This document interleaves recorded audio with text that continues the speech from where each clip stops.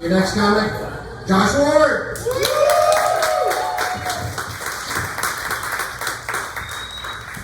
Hey guys, how y'all doing? I really wanted to come up here, guys, because I endured a guy taking a shit while I was on a Zoom call with my kids just to stay here and be on this. So y'all should respect my perseverance. I'm glad we got a great conglomerate of the whites here. Give it up for the whites. Hey y'all! I'm glad y'all here because I got fucking questions, people. We don't have to answer for you people today. Has anybody heard about the Future Book Project? No? Great. You should. Y'all not checking on your people? No? Not checking on your people? See, black people, we check on our people. We hear something crazy going on, we gonna figure out later. Is that us? Oh no, we're good, we're good. White people just out here, white people and with no accountability. Nobody's overseeing this bullshit, really. It's called the Future Book Project. These white people have gotten together and they're gonna write a book over the span of 100 years. And they're going to have 100 authors contribute to it every year.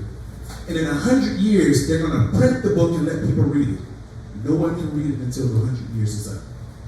This got to be the dumbest shit I ever heard of. Like, I don't understand. Y'all literally premeditatedly committing, like, destruction of the planet for your great, great, great grandkids over some shit we stopped doing in 2001. Reading books. 100 years there, this is a real thing. Google it. The Future Library. And they're going to spend 100 years writing a book that no one's probably going to want to read. It's crazy to me. Because, how the fuck y'all colonize literature? Like, they cut down a whole clearing of trees, right? I'm sorry, it's so dumb, I can't tell you about it. They cleared out a clearing of trees, right? Used the wood to build the room that the book's going to be housed in.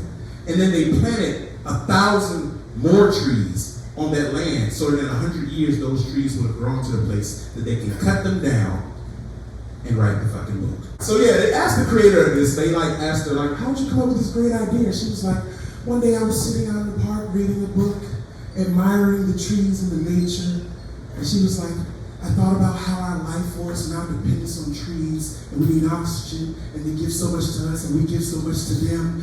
And I looked at the book in my hand, and I realized trees make books. So we're gonna plant trees so we can make a book. And all I could think was, all that admiration of the beauty of trees and planet Earth, and all you could think was, how do I plan their destruction for the next 100 years? It's bullshit.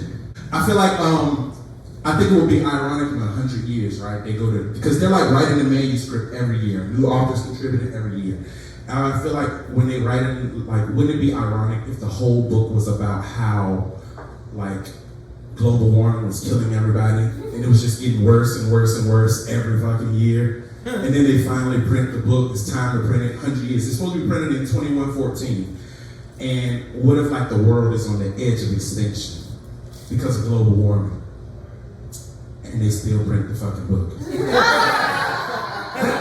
last 1,000 trees are the trees that they planted. Because they could bought a parcel of land, they planted it, nobody can mess with them. The last 1,000 trees on the planet are the ones that they planted to write this book. And they just wipe us all the fuck out just so we can have this piece of great literature in the lives of our children, who probably at that point would just be downloading information straight to their fucking brains. No one's going to be reading a book. I think it was ironic. It hurt me personally because I've already committed and willed myself to be a tree when I die. Real talk. It's called the living urn. You guys ever heard of it? Living urn. They take your ashes, they take your remains, they put it in a little pot, they plant it in the ground, it grows, your remains basically nourish the seed, and it grows a tree that you're a part of.